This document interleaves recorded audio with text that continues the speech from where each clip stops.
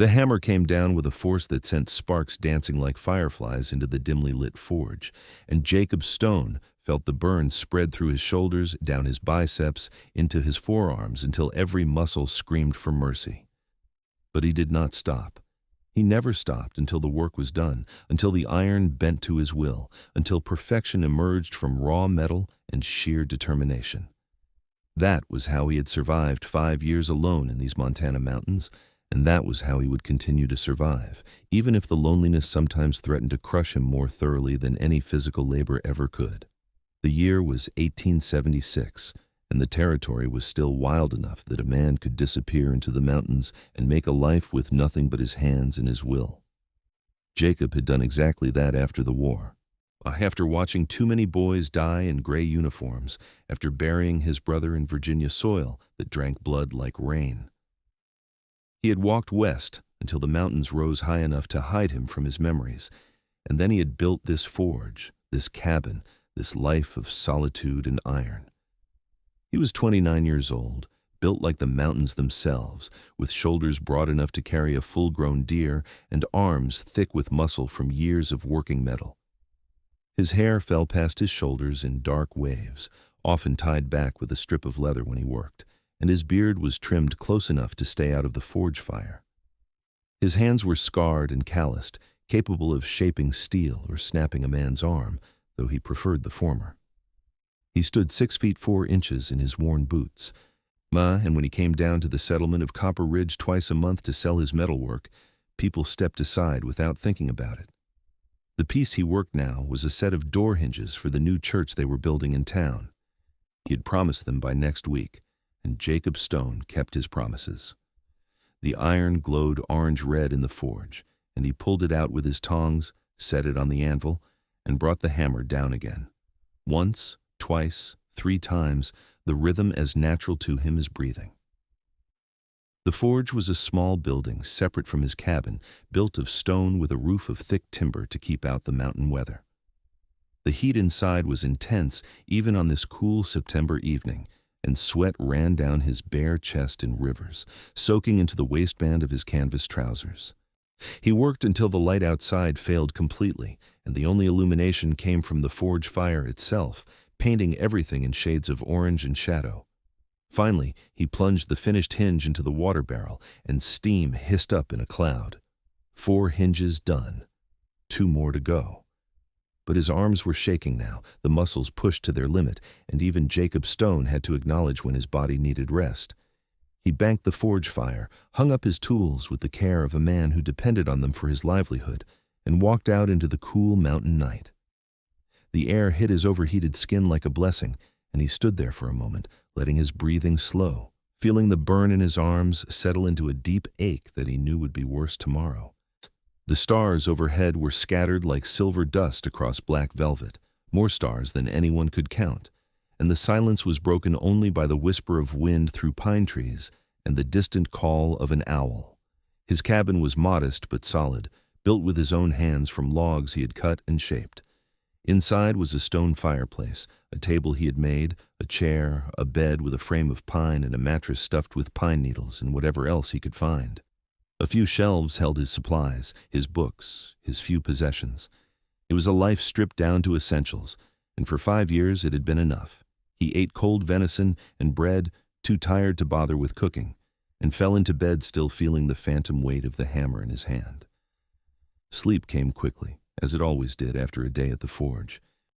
The next morning dawned clear and cold, frost on the ground, and his breath visible in the air. Jacob rose before the sun, as was his habit, and spent an hour chopping wood for the forge fire. His arms still ached from yesterday's work, but he pushed through it. Pain was just information, and he had learned long ago to listen to it without letting it control him. By the time the sun cleared the eastern peaks, he had the forge fire going again and was back at work on the remaining hinges. He was so focused on the work that he almost missed the sound of hoofbeats on the trail that led up to his property. Almost, but not quite. Jacob had not survived 5 years in these mountains by being careless. He set down his hammer and walked to the forge entrance, squinting against the morning light. 3 horses were coming up the trail. And even from a distance he could see that something was wrong. The lead horse was being ridden hard, the rider slumped forward in the saddle, and the two horses behind were being led, their saddles empty but supplies tied down in panniers. Jacob's hand went automatically to the rifle he kept by the forge entrance, but he did not pick it up yet. Not until he knew what he was dealing with. The lead horse stumbled as it reached his clearing, and the rider nearly fell from the saddle. Jacob was moving before he thought about it, crossing the distance in long strides and reaching up to steady the rider. His hands closed on fabric, on the warmth of a body, and he realized with a shock that it was a woman. She was barely conscious, her face pale beneath the dust of travel, her lips cracked and bleeding. She wore a plain brown dress that had once been respectable, but was now torn and stained, and her dark hair had come loose from its pins to hang in tangles around her shoulders. When she tried to focus on his face, her eyes were the color of mountain sage, gray-green, and currently glazed with exhaustion or pain or both. "Please," she whispered, her voice rough as gravel. "They are coming. You have to help me." Then she collapsed completely, and Jacob caught her before she could fall from the saddle. She weighed almost nothing in his arms, and he could feel the heat of fever radiating through her clothes. He stood there for a moment, this unconscious woman cradled against his chest, the two pack horses standing patiently behind her mount. And he knew with absolute certainty that his life had just changed in ways he could not yet understand. He carried her into the cabin and laid her on his bed, the only bed he had. She did not wake even when he arranged her as carefully as he could, and that worried him. He went back outside and took care of the horses first, unsaddling them and leading them to his small corral, giving them water and what feed he had. The pack horses were loaded with supplies, everything tied down securely, but he left it all in place for now. Whatever story this woman carried with her, the details could wait until she was awake to tell them. Back in the cabin, he built up the fire and put water on to boil. He had learned basic field medicine during the war, enough to deal with common injuries and illnesses, though he hoped this was nothing more serious than exhaustion and exposure. He knelt beside the bed and carefully checked her for injuries, trying to be as respectful as possible under the circumstances. There were bruises on her arms, dark purple marks that looked like finger grips, and that made something cold and angry settle in his gut. But there were no broken bones that he could find, no obvious wounds. The fever was the main concern. Her skin was burning to the touch, and when he tried to get her to drink some water, she could barely swallow. He spent the rest of the morning tending to her, bathing her face and hands with cool water, getting tiny sips of liquid into her when he could, keeping the fire going to maintain a steady warmth in the cabin. The forge sat cold and silent outside, the hinges unfinished. Dee and Jacob did not care. She woke in the afternoon, her eyes opening suddenly and focusing on him with a clarity that startled him. She stared at him for a long moment, taking in his size, his face, the unfamiliar surroundings, and he saw the fear that flashed through her expression. "You are safe here," he said quickly, keeping his voice low and steady. "I am not going to hurt you. You rode up to my forge this morning and collapsed. I have been trying to get your fever down." She blinked, processing this information, and he saw the moment she decided to trust him, or at least to reserve judgment. "My name is Sarah," she said, her voice still rough. "Sarah Mitchell. I need water." He helped her sit up enough to drink from the cup he held to her lips, and she drank greedily, desperately, until he had to pull it away. "Slowly," he said. "You will make yourself sick." She nodded and lay back down, closing her eyes. "Thank you. I did not think I would make it this far." "How far have you come?" "From Copper Ridge, 3 days ago." She opened her eyes again and looked at him. "You are Jacob Stone, the blacksmith who lives in the mountains?" He was surprised that she knew his name, though he supposed it made sense. There were not that many people living this far out, and his reputation had apparently spread. "I am. How did you know to find me?" "Someone in town told me. Said you were the only one who might help, or who might be far enough away to be safe." She paused, gathering strength. "My husband died 6 months ago. Cholera. We had a small farm outside Copper Ridge, and I tried to keep it going, but it was too much for one woman alone. A man named Victor Bartholomew decided he wanted my land. He made offers at first, but when I refused, the offers became threats." Jacob felt that cold anger growing stronger. He had met men like that before, men who took what they wanted and justified it however they could. What happened 3 days ago? He came with his men, 5 of them. They said if I would not sell, they would take the land anyway. They burned my house. Her voice broke slightly, but she pushed on. I had already packed what I could on the horses, anything I could carry. I ran while they were setting the fire. I have been riding ever since, barely stopping. I knew they would follow. And you came here. I had nowhere else to go. No family, no friends with the means to stand against Bartholomew. He owns half the town, or might as well. The sheriff would not help me even if I asked. She looked at him with those gray-green eyes, and he saw both the fear and the steel in them. I know I am asking a great deal of a stranger. If you want me to leave, I will understand. But I'm so tired, and I do not know how much farther I can go. Jacob Stone had spent 5 years avoiding exactly this kind of entanglement, exactly this kind of responsibility for another human being. He had come to these mountains to be alone, to work his iron and his solitude in equal measure. Every instinct he had developed told him to help her recover and then send her on her way, to maintain the boundaries he had built so carefully around his life. But he looked at her lying in his bed, fever-flushed and exhausted, bruises on her arms where men had grabbed her, and everything she owned packed on 2 horses, and he knew he was not going to send her anywhere. They will not find you here, he said, and if they do, they will regret it. You can stay as long as you need to. The relief that washed over her face was so profound that he had to look away from it, suddenly uncertain what he had just committed himself to. Thank you, she whispered. I will not be a burden. I can work. I can earn my keep. Right now you need to rest and get well. We can talk about the rest later. He stood up, suddenly aware of how his size must seem in the small cabin, how he probably looked to her, half-dressed and scarred and rough. I will be outside. Call if you need anything. He left the cabin and stood in the afternoon sun, trying to understand what he had just done. The forge was still cold, the hinges still unfinished, and now he had a sick woman in his bed, and potentially 5 dangerous men on her trail. It was possibly the most foolish decision he had made since coming to Montana. But when he thought about sending her away, about watching her ride back down that trail alone and hunted, he knew he could not do it. Whatever else he had become in these mountains, he had not become the kind of man who turned away someone in need. He went back to the forge and relit the fire, though he kept one ear tuned to the cabin in case Sarah called out. The work helped settle his mind, the familiar rhythm of hammer and anvil, the heat and the weight, and the transformation of raw metal into something useful. He finished the last 2 hinges as the sun moved toward the western peaks, and by the time he quenched the final piece, his arms were burning again with that deep ache that meant he had pushed them to their limit. He checked on Sarah before he did anything else and found her sleeping again, her breathing deeper and more regular than before. The fever seemed to have broken, and there was color returning to her cheeks. Oh, good. He went back outside and unloaded the pack horses, bringing the supplies into the cabin and stacking them carefully in a corner. She had packed well, considering she had done it while her home was burning around her. Clothes, some food, a few items that looked personal, a small wooden box that rattled when he moved it.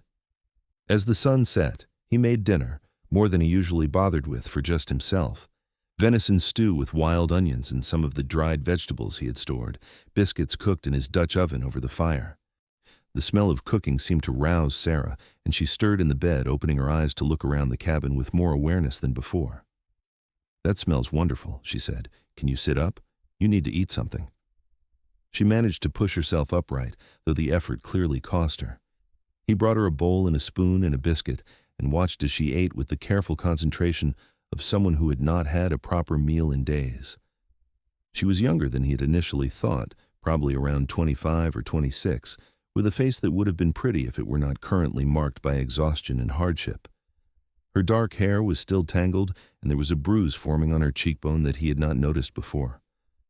"This is very good," she said between bites. Thank you. It is just stew. It is the best thing I have eaten in 3 days. She finished the bowl and accepted a second when he offered it, eating more slowly this time. When she was done, she looked at him with a directness that he found both disconcerting and refreshing. I need to be honest with you, Jacob. May I call you Jacob? Yes. I need to be honest about what you are risking by helping me. Victor Bartholomew is not a good man. He has money, he has influence, and he has men who will do whatever he tells them. If they find out you are harboring me, they will come after you too. Let them come. I am serious. This is not some small dispute. He wants my land because there is copper on it. A good vein, according to the surveyor who came through last year. That land could be worth thousands of dollars, maybe more. And he will not just give up because I rode away. Jacob set down his own bowl and leaned back in his chair, studying her. Sarah, I appreciate the warning, but I meant what I said. You are safe here, and I have dealt with dangerous men before. During the war? He was surprised she guessed it so quickly. Yes, and after. She nodded slowly, accepting this. Then I will say thank you again, and I will try not to be more trouble than I have already caused. You have not caused trouble. Bartholomew caused trouble. You just had the misfortune of being in his way. He stood up and collected the dishes. You should rest more. The bed is yours for as long as you need it. I will sleep out here by the fire. I cannot take your bed. You can and you will. I have slept in worse places. He saw her about to protest further and held up a hand. Please, let me do this. She subsided, though he could see the reluctance in her expression. You are a kind man, Jacob Stone. He did not know what to say to that, so he said nothing, just went about cleaning up from dinner while she settled back into the bed. By the time he was done, she was asleep again, and he stood for a moment watching her, this unexpected presence in his carefully constructed solitude.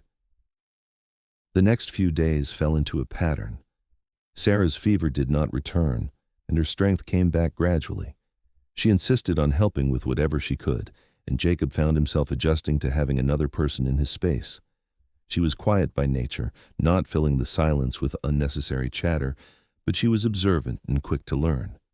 When she saw him working at the forge, she asked questions that showed genuine interest, and when he explained what he was doing, she listened with an attention that reminded him of how much he had missed having someone to talk to. On the fourth day after her arrival, he found her outside the cabin at sunrise, her hair braided back and her sleeves rolled up, working at the small garden plot he maintained. She had cleared away the weeds that he had been meaning to get to and was carefully harvesting the last of the vegetables before the serious frost came. You should be resting, he said. She looked up at him and smiled, the first real smile he had seen from her. It transformed her face, chasing away the shadows and making her look younger, lighter. I've been resting for days. I will go mad if I have to lie in that bed any longer. Besides, you cannot do everything yourself. He wanted to argue, but the truth was that he appreciated the help, and more than that, he appreciated the company. He had not realized how much the solitude had been weighing on him until it was broken. All right, but do not overdo it. You are still recovering. Yes, sir, she said with mock seriousness, and he found himself almost smiling in return. That evening, after the work was done and they had eaten dinner, they sat by the fire and talked properly for the first time. She told him about her life before Montana, growing up in Ohio, marrying young to a man who had dreams of farming in the West. They had come to Montana 3 years ago, full of hope and determination, and her husband had been a good man, she said, kind and hard-working. Losing him to cholera had been devastating, but she had tried to honor his memory by keeping the farm going. I failed him, she said quietly, staring into the fire. I could not hold on to what we built together. You did not fail him, Jacob said firmly. You survived. That is what he would have wanted, and Bartholomew stole from you. That is not the same as failing. She looked at him, her eyes bright with unshed tears. Thank you for saying that. It is the truth. He hesitated, then found himself talking about things he had not spoken of in years. About the war, about his brother, about coming west to escape the memories.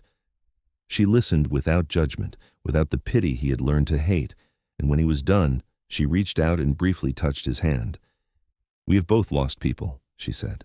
We both know what it is to have everything change in a moment. Yes, he said, and felt something shift between them, some understanding that went beyond words. Over the following weeks, Sarah became part of the rhythm of his life. She took over the cooking, and he came in from the forge to meals that were more elaborate than anything he had bothered with in years. She mended his clothes, organized his chaotic supplies, even helped him with some of the lighter forge work, learning to pump the bellows and hand him tools when he needed them. In turn, he taught her to shoot, taking her out into the forest with his rifle and showing her how to aim, how to breathe, how to squeeze the trigger instead of pulling. She was a quick learner, and within a week she could hit a target at 50 yards more often than not. Why are you teaching me this?" she asked one afternoon after she had successfully shot a rabbit for dinner. "Because you should know how to protect yourself," he said, "and because if Bartholomew's men do come, I want you to be able to fight." She nodded, accepting this, but he saw the worry in her eyes. They both knew that the longer she stayed, the more likely it was that someone would find them. Copper Ridge was only a day's ride away, and while Jacob's forge was remote, it was not impossible to find. But the weeks passed, and no one came. Autumn deepened into early winter, and snow began to dust the high peaks. Jacob made his monthly trip to town to deliver the church hinges and buy supplies, and Sarah stayed at the cabin, armed and watchful. He was gone 2 days, and when he returned, the relief on her face told him that she had been afraid he would not come back, or that he would come back with trouble following. "All quiet," he reported, unloading the supplies from his horse. "I did not hear any talk of you in town, and no one asked about strangers. Either they have not tracked you this far, or they have given up." "Bartholomew does not give up," she said, but there was hope in her voice despite the words. December came, and with it, the serious snow. The mountains turned white, and the cold settled in with the permanence of winter. They were snowed in now, cut off from the town and the outside world, and Jacob found that he did not mind. The cabin was warm, the supplies were adequate, and Sarah was there, becoming more essential to his happiness with every passing day. He had not meant to fall in love with her, and he had not been looking for love, had not even been sure he was still capable of it after everything he had been through. But it crept up on him in small moments. The way she laughed at something he said, a sound like water over stones. The way she moved around the cabin, graceful and efficient. The way she listened when he talked, really listened, as if what he had to say mattered. The way she looked at him sometimes, when she thought he was not paying attention, with an expression he was afraid to interpret. He was standing at the forge one afternoon in mid-December, working on a set of knives he was making, when he realized that the ache in his arms from the day's work was nothing compared to the ache in his chest when he thought about her leaving. Somewhere along the way, she had stopped being a temporary presence and become the center of his world, and he had no idea if she felt the same way. That night, after dinner, she sat by the fire mending one of his shirts, and he sat in his chair watching her, trying to find the words for what he wanted to say. The firelight played across her face, highlighting the curve of her cheek, the line of her jaw, and he thought she was the most beautiful thing he had ever seen. "Sarah," he said, and his voice came out rougher than he intended. She looked up, her hand stilling on the shirt. "Yes? I need to tell you something."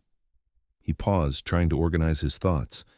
"When you came here, I thought I was just helping someone in trouble, doing the right thing, but it has become more than that." She set down the mending, her full attention on him now. "What do you mean?" "I mean that I have come to care for you, more than I should, maybe, more than is wise." He stood up, restless, and paced to the fire. "I know you are still grieving your husband. I know you have been through a terrible ordeal. And I do not want to add to your burdens, but I also cannot keep pretending that having you here is just temporary, just charity. You have become important to me, Sarah, more important than I know how to express." There was a long silence, and he forced himself to turn and look at her, to face whatever reaction she would have. She was staring at him with wide eyes, and he could not read the expression on her face.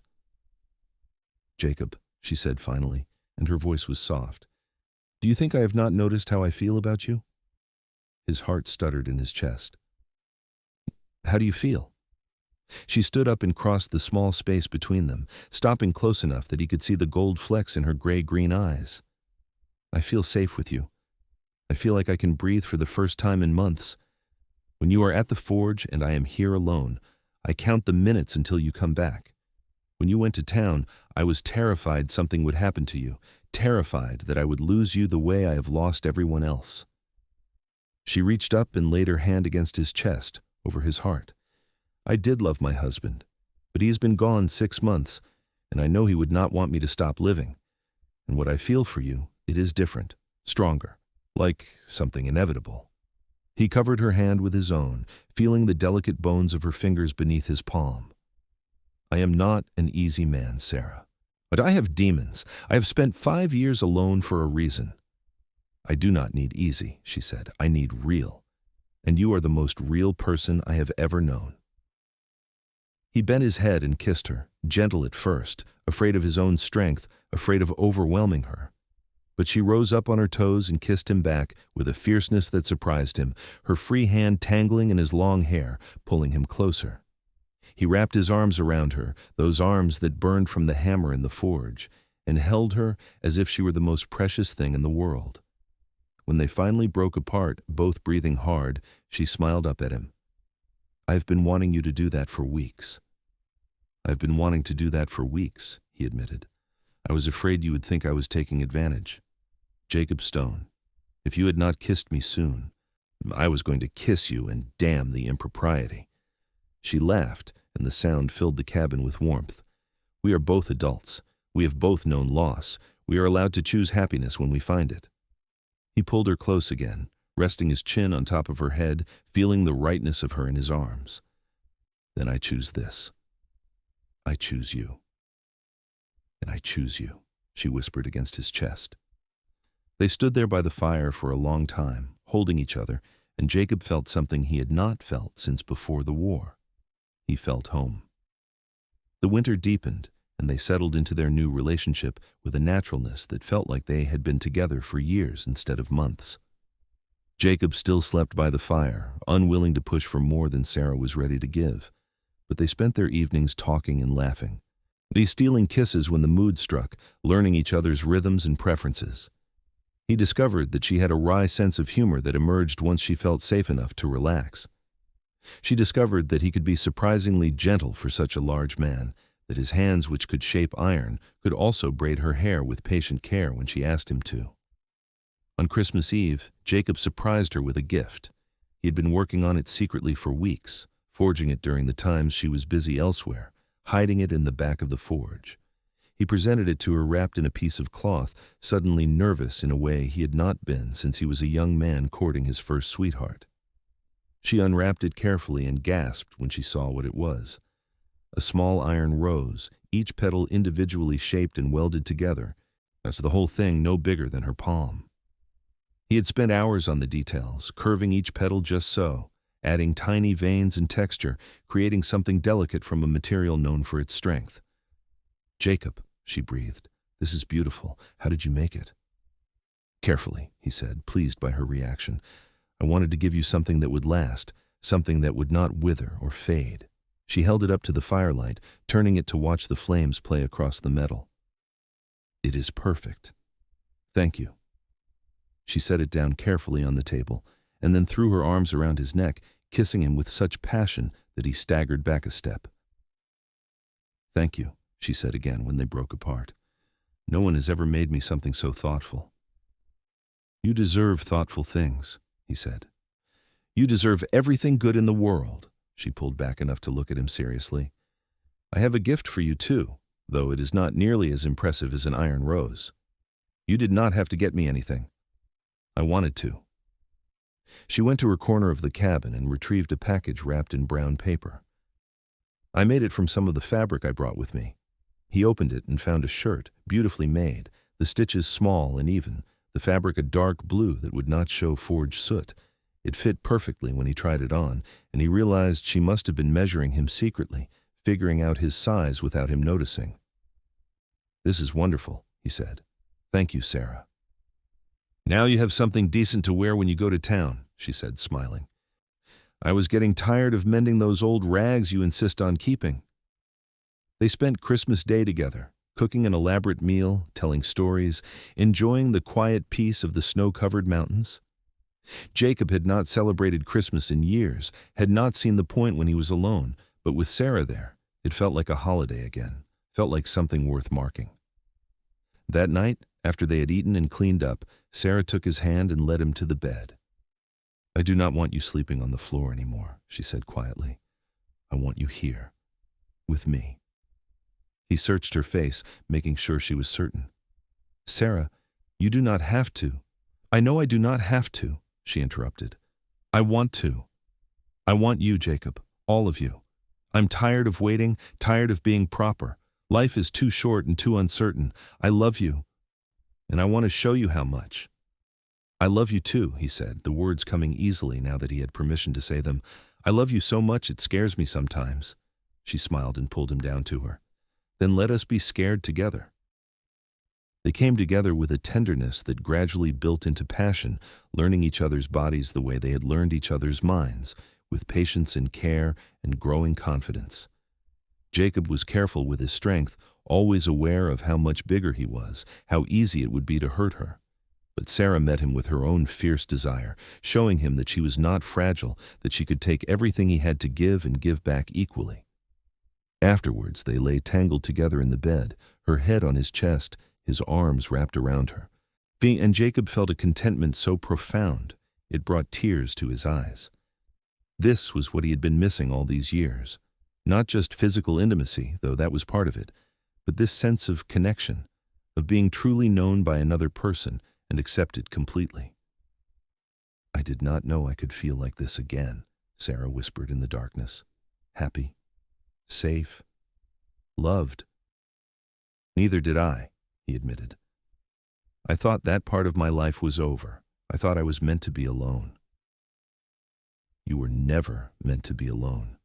You were just waiting for the right person." She propped herself up on one elbow to look at him. "I was just waiting for you too. I did not know it, but I was." He pulled her back down against him, kissing the top of her head. "Stay with me, Sarah, not just for the winter, forever. Marry me. Make this real and permanent." She was quiet for a moment, and his heart clenched with sudden fear that he had asked too soon, pushed too hard. But then she said, "Yes. Yes, I will marry you, Jacob Stone. I cannot imagine being anywhere else." The relief and joy that flooded through him were so intense he could barely speak. He just held her tighter, feeling her heart beat against his chest, and thanked whatever force in the universe had sent her riding up to his forge that September morning. January came, bringing with it the deepest cold of winter. The snow piled high around the cabin and forge, and they were completely isolated from the outside world. But inside the cabin, there was warmth and love and laughter. They talked about the future, making plans for when spring came. Jacob would build an addition to the cabin, making it larger, more suited for a family. They would get married as soon as they could get to town, have the ceremony performed by the minister at the new church. Maybe they would start a family of their own, children to fill the cabin with noise and life. "What about Bartholomew?" Sarah asked one night, the practical concern surfacing despite the happiness they had found. "When the snow melts, when we can get to town, he might still be looking for me." Jacob considered this, his jaw tightening. "Then we will deal with him, together. I'm not going to let him hurt you or take what is yours. That land is legally yours, correct? From your husband?" "Yes, I have the deed. It is in the wooden box with my other papers." "Then we will go to the territorial marshal if we have to, go over the sheriff's head. We will make sure everyone knows what Bartholomew did. He cannot burn someone's house and steal their land without consequences, no matter how much money he has." "I hope you are right," she said, though he could hear the doubt in her voice. "Trust me," he said, pulling her close. "We will figure it out. You are not alone anymore." February passed in a blur of domestic happiness and hard work. Jacob continued his forge work, building up inventory for when he could get to town again. Sarah helped him when she could, and worked on improving the cabin when she could not, sewing curtains for the windows, making rugs from scraps of fabric, turning his bachelor accommodations into a real home. They worked together to haul water, chop wood, hunt for meat, all the endless tasks required to survive a Montana winter. And at night, they came together in their bed, exploring each other with growing confidence and pleasure, learning what brought gasps and sighs and breathless laughter. Jacob had never been happier in his life. His arms still burned from the forge work every day, muscles pushed to their limits as he shaped iron and steel. But every night, he wrapped those same arms around Sarah, feeling her warmth and her trust and knew that this was what all the work was for. Not just survival, but building a life worth living. It was mid-March when the trouble finally came. Jacob was at the forge, working on a complex commission piece, when he heard the horses. Multiple horses coming fast up the trail. He set down his hammer immediately and reached for his rifle, his body already tensing for conflict. Sarah appeared in the doorway of the cabin, her own rifle in her hands, her face pale but determined. 5 men rode into the clearing, and Jacob knew immediately who they were, even before the leader spoke. They had the look of hired guns, hard men who did violence for money. The leader was in his late 30s, with a scarred face and eyes like chips of flint. "Well, well," the man said, reining in his horse. "We have been looking for Mrs. Mitchell for quite some time. Took us a while to find her, tucked away up here in the mountains." "She does not want to be found," Jacob said, his voice flat and cold. "And you are trespassing on my property. I suggest you turn around and ride back the way you came." The leader laughed, a sound without humor. "That's not going to happen, friend. Mr. Bartholomew wants to speak to Mrs. Mitchell about her property. She left town before they could finish their business discussion." "Their business was finished when he burned my house," Sarah said from the cabin doorway, her voice steady despite the fear Jacob knew she must be feeling. "I have nothing more to say to Victor Bartholomew." "Now that is just rude, ma'am. After Mr. Bartholomew has been so patient, so generous with his offers." The leader's expression hardened. "You are coming back with us. Whether you do it peacefully or we have to convince you, that is your choice." "She is not going anywhere," Jacob said, and now he raised the rifle, not quite pointing it at anyone but making his intent clear. "And you are going to leave. Now." The 5 men exchanged glances, and Jacob saw them calculating, assessing. They saw a lone man, even if he was a large one, against 5 of them. They saw a woman they thought would be easy to take. They were used to intimidating people, to getting their way through threats and violence. What they did not see was a man who had survived years of war, who had killed before, and would do it again to protect what was his. They did not see a woman who had learned to shoot and would use that skill without hesitation. They did not understand that they were not facing frightened townspeople, but 2 people who had found something worth fighting for and would defend it to the death. "Friend, you do not want to do this," the leader said, his voice taking on a warning tone. "There are 5 of us and 1 of you. Be smart about this." "I am being smart," Jacob said. "Smart enough to know that Mr. Bartholomew sent you to do his dirty work because he is a coward who hides behind hired guns. Want to smart enough to know that if you try to take her, I will kill you. Not might. Will." He said it with such flat certainty that the leader's smirk faltered. One of the other men, younger and more nervous than the rest, shifted in his saddle. "Maybe we should come back with more men," he muttered. "We have enough men," the leader snapped. Then, to Jacob, "Last chance. Hand over the woman, and we will leave you in peace. Otherwise, this gets ugly." Jacob's answer was to bring the rifle up to his shoulder, aiming directly at the leader's chest. Behind him, he heard Sarah do the same with her rifle. "You have 3 seconds to turn around," he said. 1. The men's hands went to their guns. 2. The leader's face twisted with anger and fear. 3. Jacob and the leader fired at the same time. Jacob felt the bullet from the leader's pistol tug at his sleeve, missing his arm by inches. His own shot took the leader in the shoulder, spinning him out of the saddle with a cry of pain. Sarah fired a moment later, and one of the other men yelped as her bullet grazed his thigh. For a moment, chaos reigned. The horses were spooked by the gunfire, rearing and bucking. 2 of the men had their guns out and were trying to return fire, but their panicked horses made aiming impossible. Jacob worked the lever on his rifle and fired again, deliberately aiming for the ground near the horses' hooves, adding to the confusion. "Run!" Sarah shouted at the men. "Run or die, your choice." The combination of accurate fire, spooked horses, and the realization that their leader was down bleeding in the dirt broke the men's nerve. Twice, the one Sarah had hit wheeled his horse and took off down the trail. The other 3 hesitated only a moment before following, leaving their leader behind. The sound of hoofbeats faded quickly into the forest. Jacob kept his rifle trained on the leader, who was clutching his shoulder and cursing. Blood seeped through his fingers, but the wound did not look immediately fatal. Jacob walked over and kicked the man's pistol away, keeping him covered. You made a mistake coming here, Jacob said quietly, and you are going to take a message back to Bartholomew for me. Go to hell, the man spat. Maybe, but not today. Jacob crouched down, still keeping the rifle aimed. You tell Bartholomew that Sarah Mitchell is under my protection now. You tell him that if he sends anyone else after her, they will end up dead. You tell him that I am not some farmer or shopkeeper he can intimidate. I am a man who has nothing to lose and everything to protect. Do you understand me? The leader glared at him but nodded, seeing something in Jacob's eyes that convinced him this was not an empty threat. Good. Now get on your horse and get off my property. And if you are smart, you will tell Bartholomew that this is not worth it, that there is easier land to steal than from someone with friends like me. The leader struggled to his feet, still holding his bleeding shoulder, and staggered to his horse.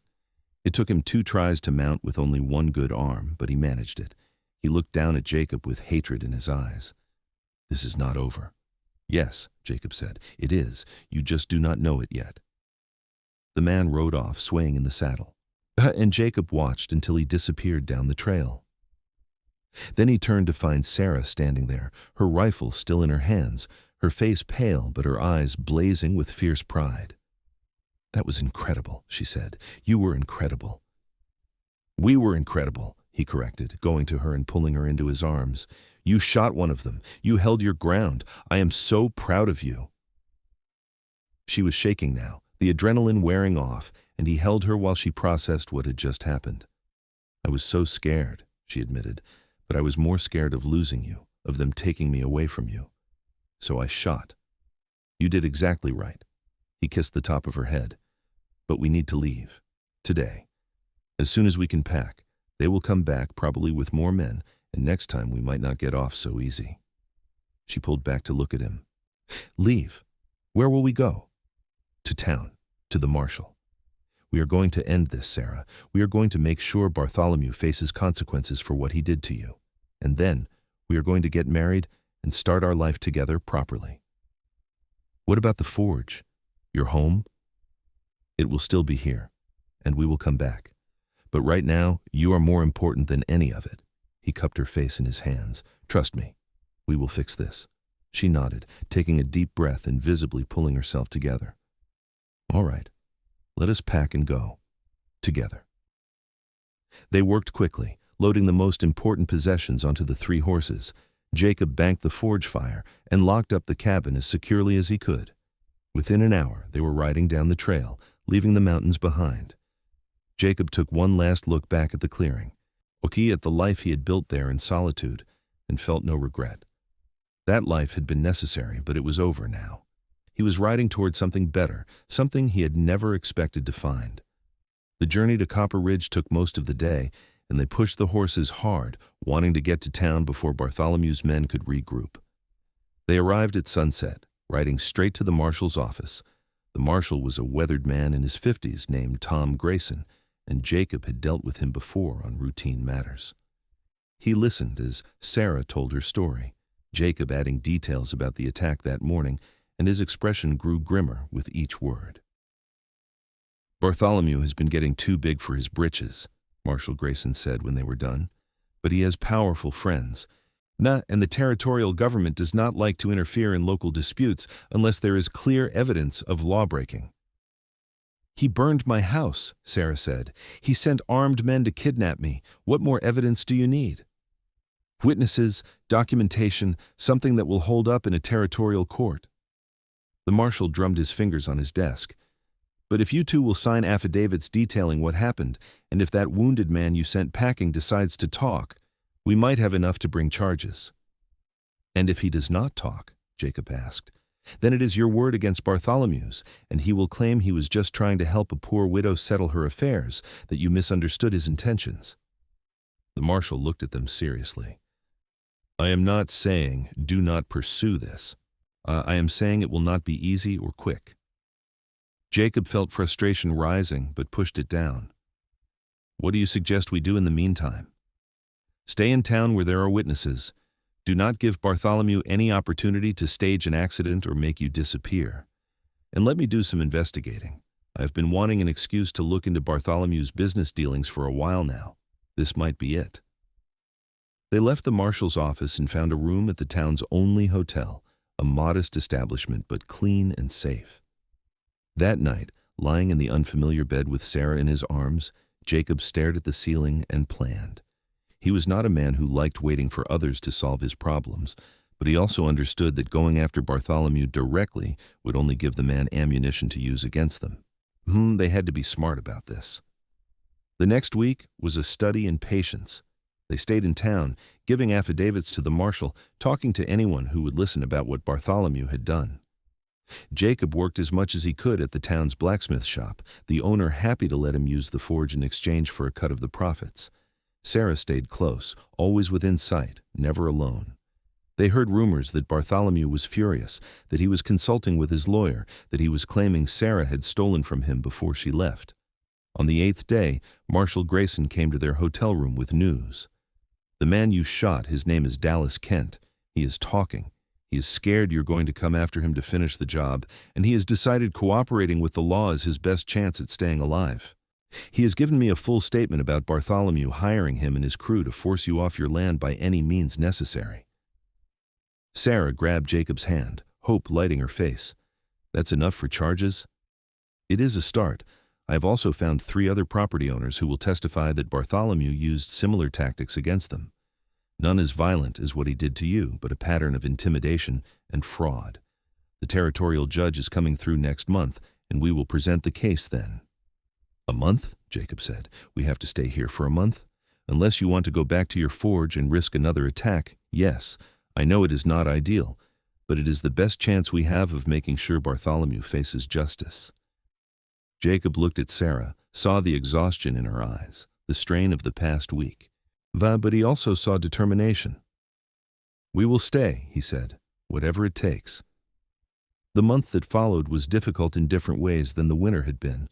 Instead of isolation and peace, they had crowds and uncertainty. Instead of physical labor and simple living, they had legal proceedings and waiting.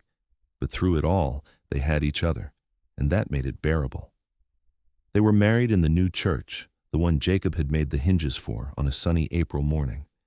Sarah wore a simple dress she bought from the general store, and Jacob wore the blue shirt she had made him for Christmas. The minister who performed the ceremony was kind, and a small crowd of townspeople attended, drawn by curiosity and sympathy for Sarah's story. When Jacob slipped a simple gold band onto Sarah's finger, one he had forged himself in the town's blacksmith shop, he felt a sense of rightness that made all the difficulties worthwhile. "I love you," he whispered as they stood together at the altar. "I love you too," she whispered back, her eyes shining with tears of happiness. That night, in their hotel room, they celebrated their marriage with laughter and passion and joy. They were no longer just Jacob and Sarah, 2 wounded people who had found each other by chance. They were husband and wife, partners, a family. When the territorial judge finally arrived, the trial was held in the town hall, packed with spectators. Bartholomew sat at the defendant's table with his expensive lawyer, his face a mask of arrogant confidence. But as witness after witness testified to his crimes, that confidence began to crack. Dallas Kent's testimony was particularly damning, detailing not just what had happened with Sarah, but other jobs Bartholomew had hired him for, other people he had terrorized or cheated. The judge, a stern man with no patience for corruption, listened to everything and then rendered his verdict. Bartholomew was guilty of arson, attempted kidnapping, fraud, and intimidation. He was sentenced to 5 years in the territorial prison and ordered to pay restitution to Sarah and the other victims. His property holdings would be liquidated to cover the payments, and he would be barred from owning land in Montana Territory for 20 years after his release. Sarah wept when the verdict was read, and Jacob held her as the courtroom erupted in applause and cheers. It was over. After months of fear and struggle, it was finally over. Bartholomew was led away in shackles, his face twisted with impotent rage, and Sarah's land was officially returned to her ownership. "What do you want to do with the farm?" Jacob asked her that evening, as they packed up their things to finally return to the mountain forge. She considered the question seriously. "Sell it, I think. That land has too many bad memories now. I would rather start fresh, build something new with you." "Are you sure? It was your husband's dream." "It was his dream, and I honored it as long as I could. But you are my future now, Jacob. you and whatever life we build together. And I think I would like that life to be in the mountains, in the forge, in the place where we fell in love." He kissed her, deep and thorough, pouring all his love and gratitude into it. "Then that is what we will do. We will sell the farm and use the money to expand the forge, to build a bigger cabin, to make a real home." They returned to the mountains in early May, the whole world green and alive with spring. The cabin was exactly as they had left it, and Jacob felt a profound relief at being back, at having Sarah here with him permanently and legally. They spent the summer working together, building the addition to the cabin just as they had planned. Jacob did most of the heavy construction, but Sarah helped with everything, learning carpentry alongside him, the two of them creating their home board by board.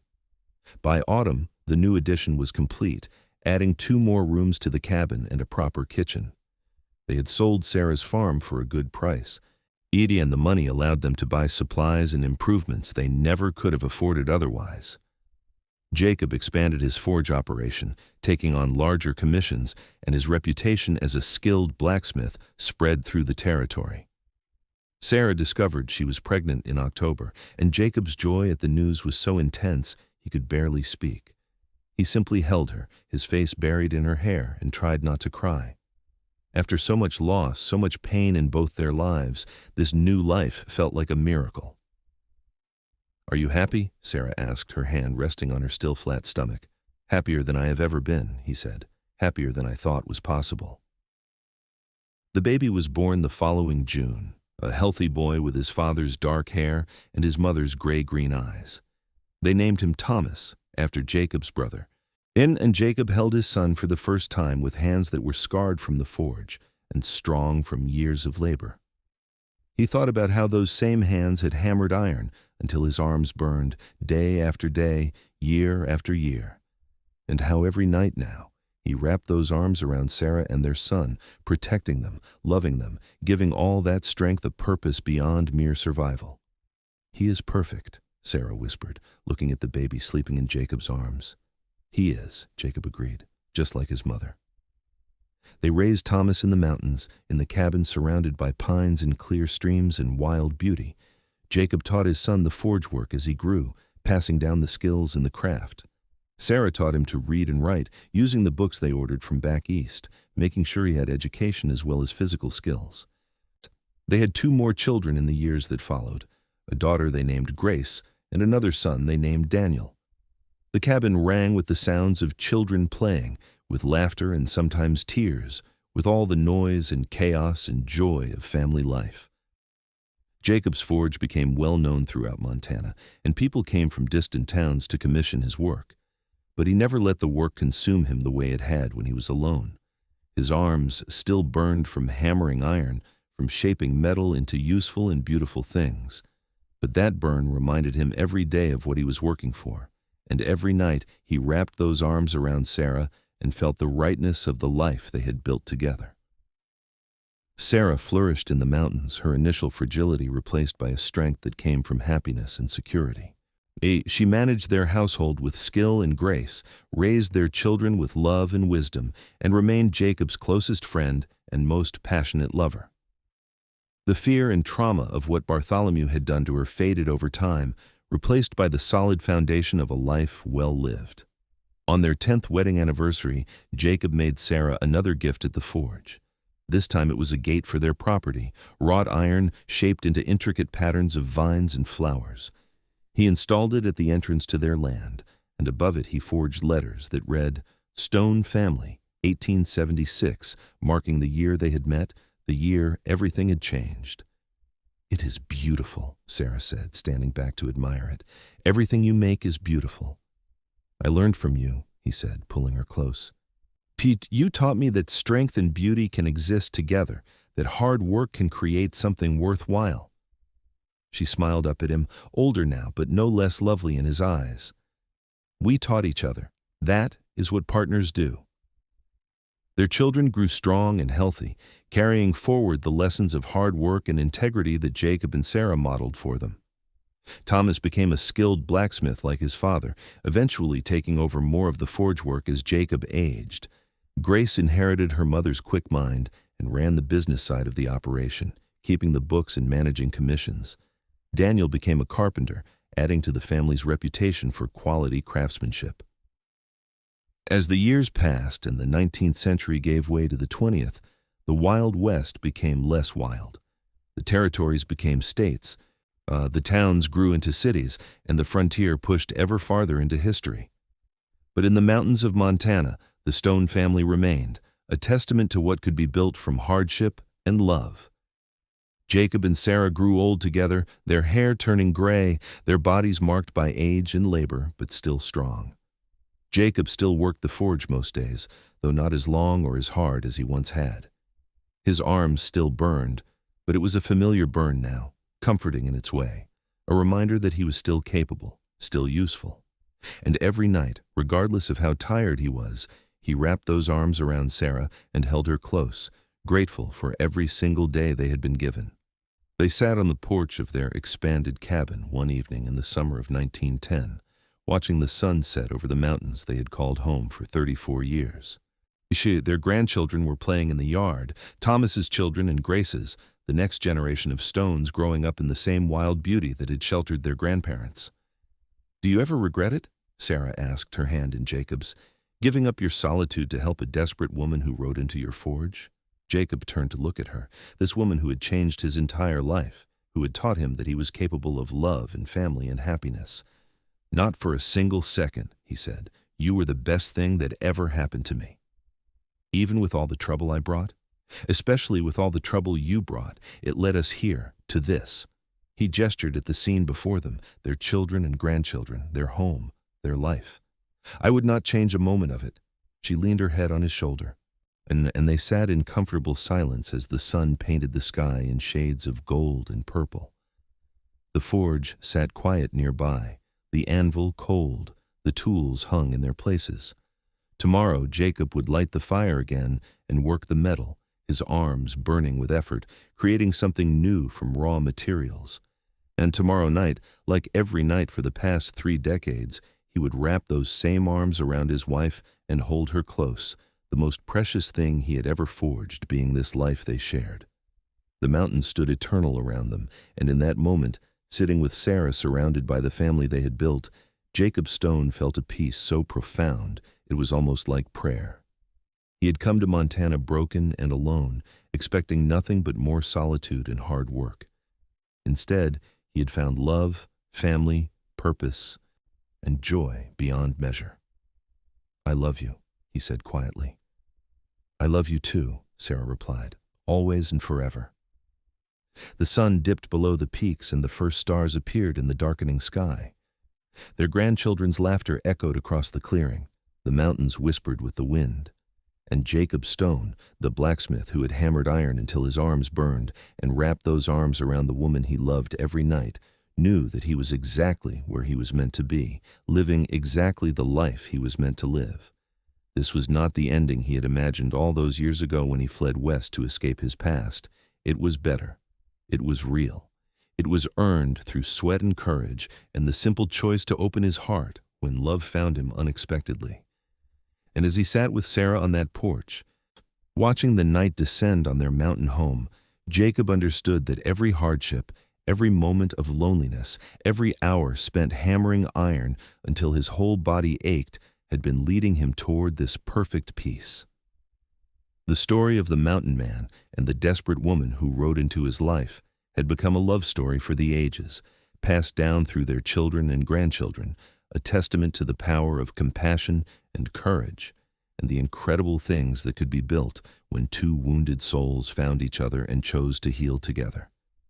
And though the Wild West was fading into history, though the frontier was closing and the old ways were changing, the love between Jacob and Sarah Stone remained as strong and enduring as the mountains themselves, a legacy that would outlive them both and echo through the generations yet to come.